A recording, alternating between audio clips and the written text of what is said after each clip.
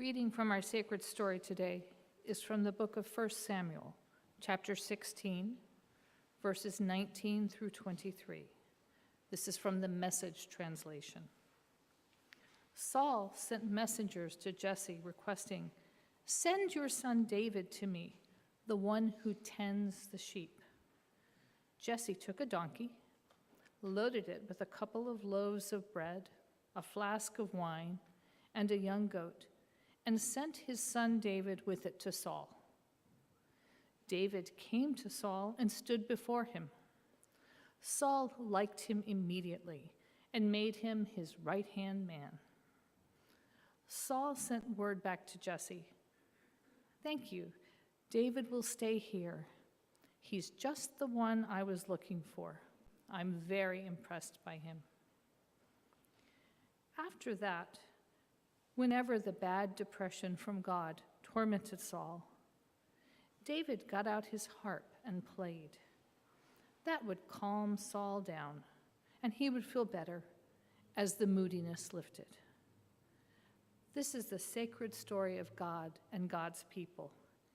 May the still speaking God speak to us this day. Thanks be to God.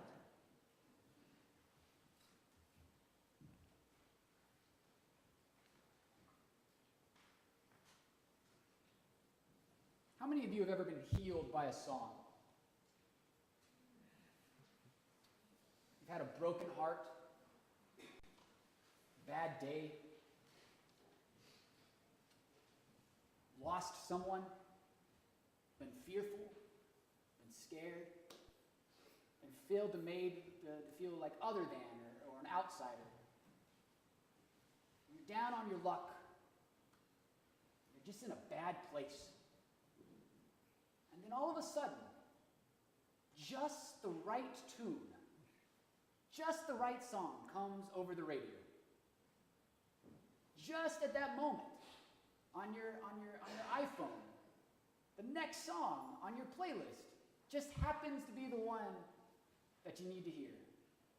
Or you're walking through Vaughn's or Ralph's, and you hear over the loudspeaker a song that you didn't even know that you needed to hear at that point. Or as you're walking your dog down the sidewalk, someone's whistling a tune which just happens to hit the right note and the right chord in your heart and in your spirit.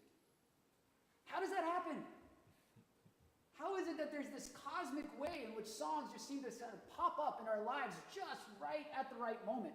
Well, the old rabbis, last week, Rabbi Cherry told us about Mishnah. Well, there's an old Mishnah that says that when God created the world, the universe, in the very beginning of the sacred story in Genesis 1, that God didn't speak a word and creation came into being, but that God sang a word and burst creation into existence. And that throughout all of the universe and everything that inhabits it, there is a cosmic song that radiates throughout. And that there's nothing, absolutely nothing, powerful enough to destroy the cosmic song which radiates through the universe and everything that's within it, including us, the chord, the song that's within our heart, that seems to always find a companion piece, a harmony, an orchestra, an accompaniment out there in the world just when we need it most. The very most powerful destructive force in the world, in the universe, is not strong enough to kill off music. Scientists, astrophysicists, just recently discovered that even a black hole, the most destructive thing in all of the universe, in which if we got close to the event horizon, we would be disintegrated, our molecules scattered. That's how powerful it is. Nothing, not even light itself, can escape a black hole, and yet a B flat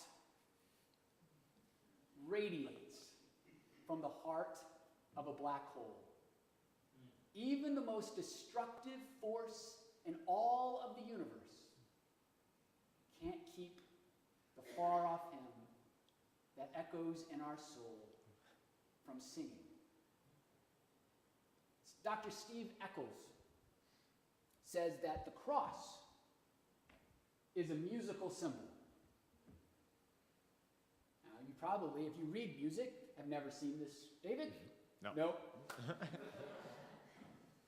So those of us who are lay people who can't read music, and those who can, let me confuse you. According to Dr. Steve Eccles of the University of Montana Music Department, the cross is a sacred musical symbol. The crossbar of the cross symbolizes melody. It is the notes that all of us can sing. It binds community together. It binds the people of the earth together. It is a horizontal line of music in which everyone can find their way into the song. And yet, the vertical post represents harmony. It lifts us just a little higher. And it just takes, like most discipline, just a little bit of work. It's not that anyone and everyone can't discover it. It's just you got to work at it. And so to hit those higher notes, to hit the harmony that rounds out the beauty of the music that radiates in creation, you need both the melody and the harmony. There's a song that sings through creation, a song that radiates in you. Music has extraordinary powers. Powers to heal, powers to liberate, power to change, powers to bring back memories that are deeply embedded in your spirit. Next thing you know, you hear a song, and you're next to the person you danced with at your senior prom, or you're holding the hand of your grandmother as she died. It's a powerful instrument, a powerful gift